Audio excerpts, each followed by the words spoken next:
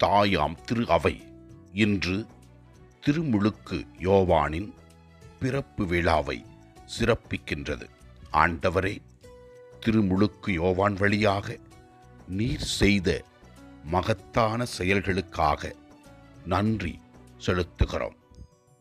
முதல் வாசகத்திலே நாம் இவ்வாறு வாசிக்கின்றோம்: என் தாய் வயிற்றில் உருவாகும் போதே என்னை பெயர் சொல்லி கூப்பிட்டார் என்றும், ஆண்டவர் எவ்வாறு தாயின் கருவிலிருந்து நம்மை அவருடைய பணிக்காக அழைக்கின்றார் என்றும், எவ்வாறு அவர் நம்மை அறிந்திருக்கிறார் என்றும் தெளிவுபடுத்துகின்றது.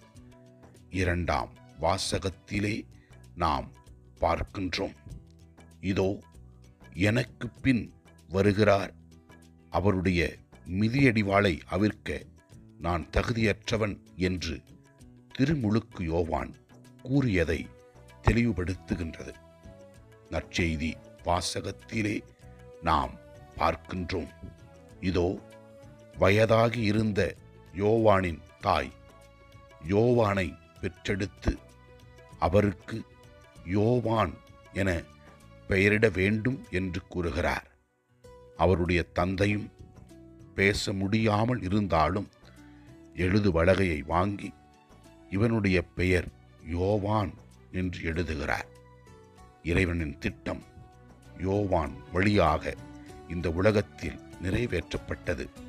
இதோ இயேசு வருவதற்கு முன்பாக மக்களை அவர் திருமுழுக்கு கொடுத்து பாவ மன்னிப்பு பெற வேண்டும் என்றும் மனமாற்றம் பெற வேண்டும் என்றும் மக்களுக்கு அறிவித்தார்.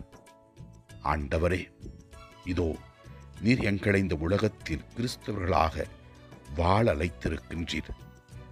எங்கள் தாயின் வயிற்றிலே நாங்கள் உருவாகும் முன்பே எங்களை அறிந்திருக்கின்றீர். எங்களுக்கு ஆசீர்வாதங்களை கொடுக்கின்றீர்.